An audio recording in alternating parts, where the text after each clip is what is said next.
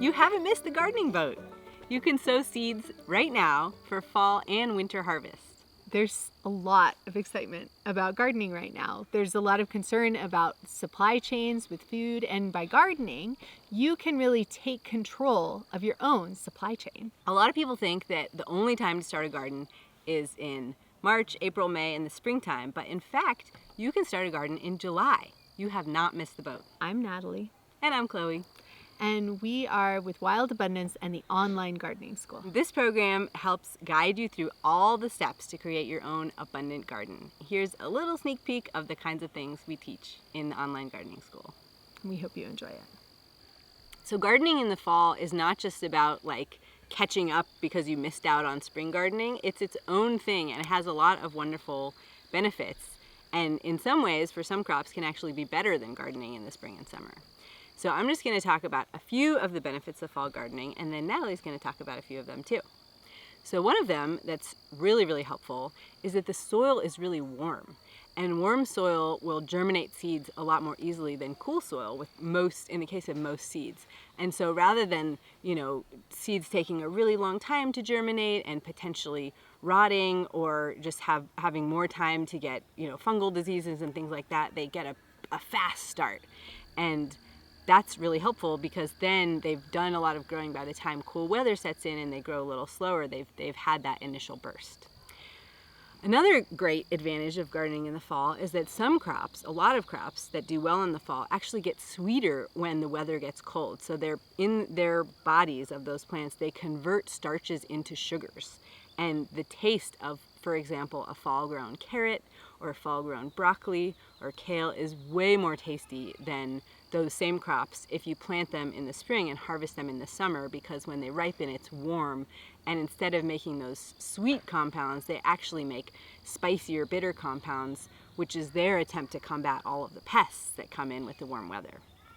So another advantage of fall gardening has to do with pests, and pests tend to proliferate in warm weather and then die back and do the part of their life cycle that's underneath the soil and not actively eating plants when it gets cool.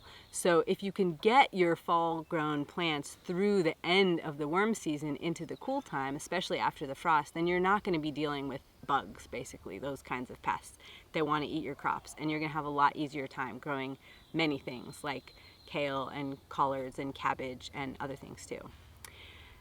Another great thing is that when your summer garden is waning and when most people's whole garden journey is at its end, you will have this abundance of delicious food to eat. So it's kind of like keeps the cycle of abundance and keeps the harvest window open much longer when you garden in the fall.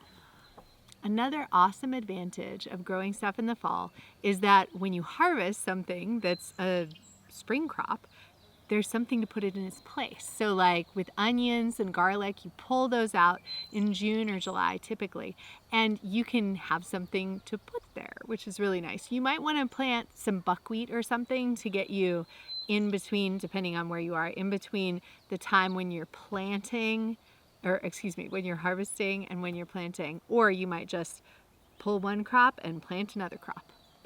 Another thing is that I really like being in the garden, and so by planting fall crops, I'm able to be in the garden like more of the year, which is really nice for me, and just to be able to harvest kale and all these wonderful things in the wintertime when they're so much tastier when they're harvested fresh, and that way I can avoid going to the store as often, which is really nice for me.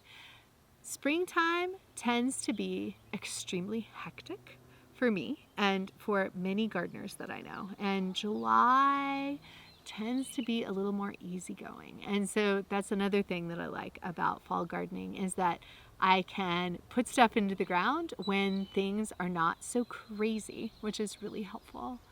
And then depending on where you are, with minimal covering, you can have an abundance of fresh food in the winter.